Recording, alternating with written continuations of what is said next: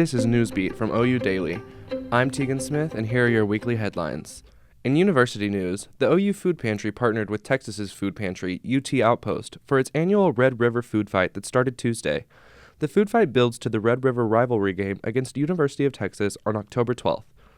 While no official award is given to the winner, the food bank with the highest donation weight will receive bragging rights. The campaign will run from September 3rd to October 5th, and donations should be shelf-stable, distributable foods. Clothing and other items are welcome, but only consumable items will count towards the final competition. To donate, visit the OU Food Pantry at 333 Kate Center Drive. Following this decision, Oklahoma Governor Kevin Stitt signed House Bill 4327 in May of 2022, banning abortion in the state. The bill outlaws abortion from conception, except in extreme cases that have been reported to law enforcement before the procedure. Groups across campus have expressed both agreement with and outcry over the decision.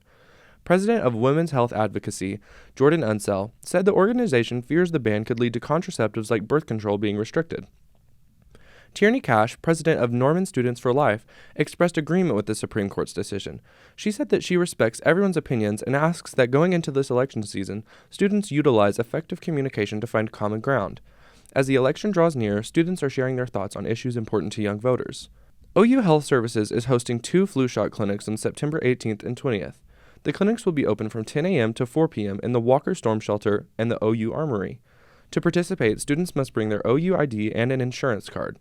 Students whose insurance will not cover the shot or those without access will not be charged. Read more at oudaily.com. In city news, Oklahoma State Regents for Higher Education approved degree programs for 6 Oklahoma colleges on Thursday.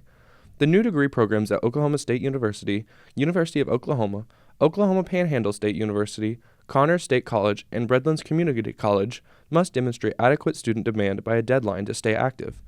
These deadlines vary from 2026 to 2031 depending on the program. Oklahoma State University will offer 3 new bachelor's degrees programs and 1 new doctorate program. OU will offer a Doctor of Philosophy in Material Science and Engineering, as well as a Bachelor of Science in Engineering Analytics. Despite programs being removed from OU, Regent Jeffrey Hickman said there is no anticipated negative impact on students. To read more on new programs offered at other state universities and colleges, visit oudaily.com. Norman Police Department investigated 2 cases resulting in deaths last week. A welfare check on September 5th found 2 toddlers dead, who were believed to have been accidentally left in a car. 2-year-old twins Ariel and Avery Suter were accidentally left in a vehicle for an extended period of time and were later located by family. Relatives of the Suter family have set up a GoFundMe to aid with funeral costs. On Friday, a suspect was detained in connection to a shooting on Twisted Oak Drive. A 52-year-old male was taken to an area hospital with multiple gunshot wounds, where he later died. 31-year-old Timothy Daniel Mosley was identified as the suspect and was later detained and arrested by the Norman Police Department. 31-year-old Timothy Daniel Mosley was identified as the suspect and was later detained and arrested by the Norman Police Department. Investigation by NPD determined that the victim and suspect were arguing before the shooting. Mosley is now in Cleveland County Detention Center on complaints of first-degree murder and possession of a firearm after felony conviction. This investigation is ongoing.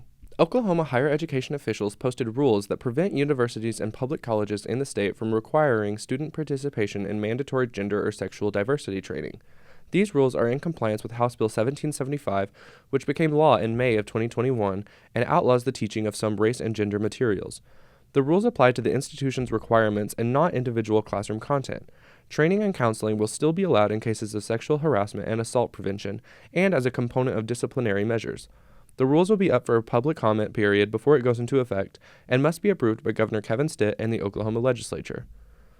On Tuesday evening, Oklahoma Votes held a watch party for the presidential debate. The event encouraged students to attend and discuss the debate no matter their political standing. Oklahoma Votes is a student organization that assists students and other community members in registering to vote and provides education on respective party goals.